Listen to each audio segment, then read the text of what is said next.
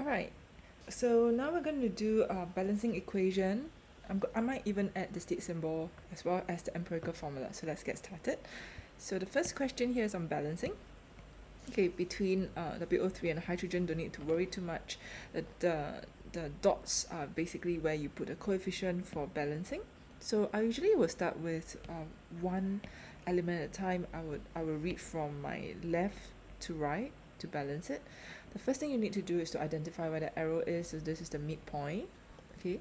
And you want to make sure whatever's on the left equals to whatever's on the right. Okay, so the first thing I'll look at is W. I've got one W here and one W here. So that's balance. Then I'll look into my next element, which is oxygen. I've got 3 oxygen, but there's only 1 oxygen here. So all I want to do is I'll put a 3 here. By putting this is what we call a coefficient. Okay, it multiplies to whatever's at the back. So in this case, by putting a 3 here, I will actually end up with 3 oxygen on the right hand side, which is equal now. And so finally, I'll look at my hydrogen. I've got 2 over here, but because of this 3 on my right side, I actually end up with 6 hydrogen on the right. So what I'll do is I will also put a 3 on the left hand side, because 3 multiplied by 2 will give me 6. So just putting a 3 in front of hydrogen and a 3 in front of H2O, I will actually get my balance equation. Okay, so everything is balanced. Now I'm going to take away all of these small things here and focus on this thing called state symbols. So state symbols, there are a total of 4 types. Just going to write this down. Oops. Okay, so we have S, represent solid, L, represent molten. That basically means melted until it's liquid state.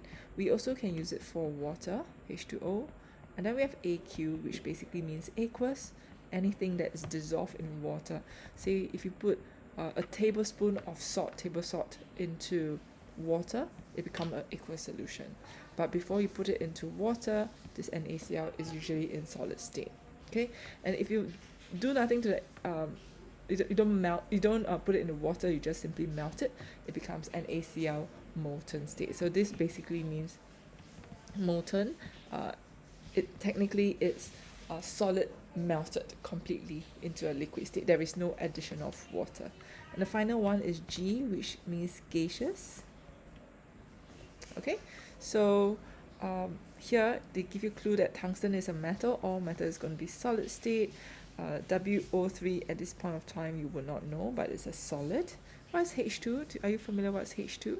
This is one of our common gases. Okay, just want to let you know common gases, things that belongs to the G gaseous state is carbon dioxide, oxygen, nitrogen, H2, methane, which is CH4, ammonia, that's NH3.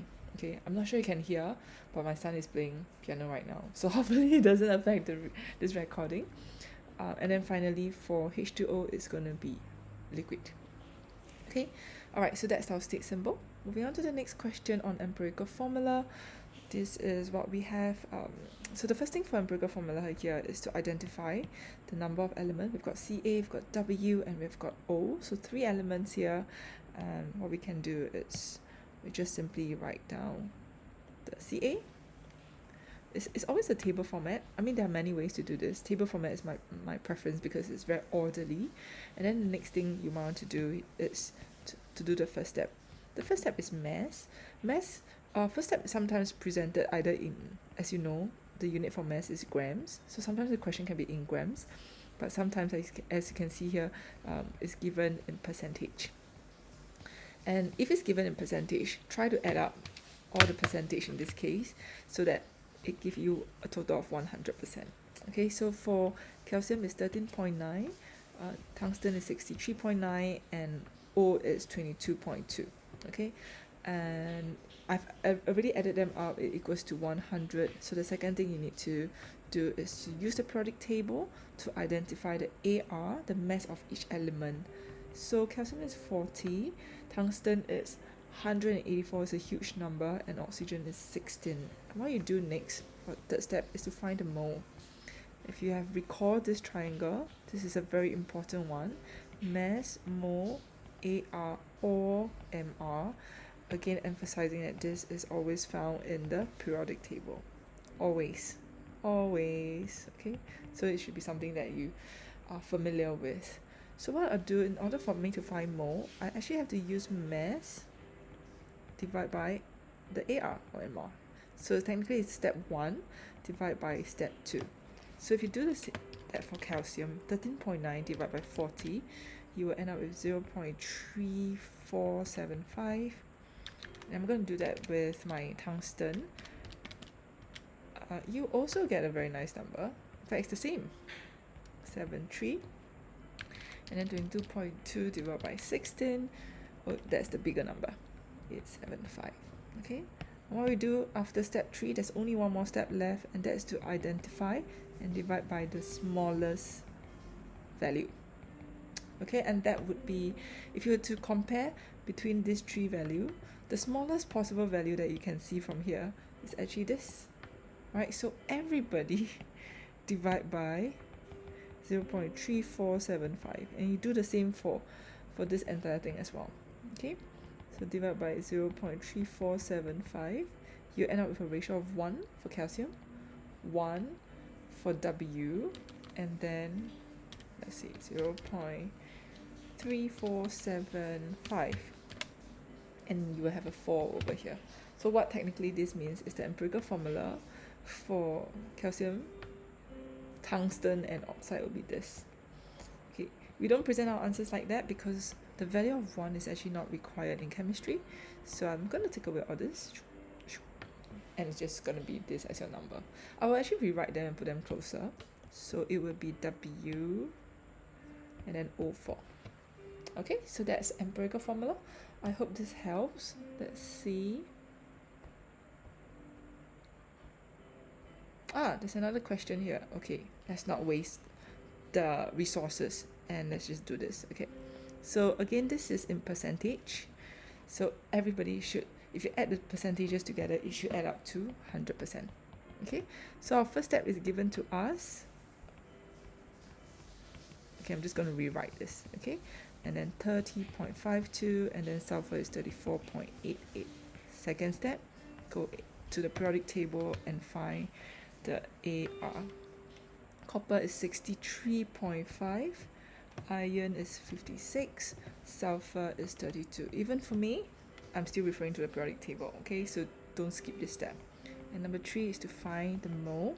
Technically, it is mass divided by AR. That means step 1 divided by step 2. Let's do copper first. So it's 34.6 divided by 63.5. We have 0.544. You know what? Just round it up a little bit. 0.545. Okay, and then we do the same for iron, which is 30.52 divided by 56. Oh, lovely. When you see same number, you are on the right track. Okay, so like assurance on your part when you're doing your test paper, so it won't be so scary. Okay, and then the fourth step here is to divide by the smallest. Are you able to identify within this tree which is the smallest value? It's actually this one, right? So everybody divide by 0.545, divide by 0.545. Okay, and you end up with 1, 1, 2. So what's the empirical formula? Before I write down, give you a moment to think about it. It'll be 1 Cu, 1 Fe, and 2 sulfur. Do you get this now? I hope you're feeling a little bit more confident through these resources. Alright, see you around.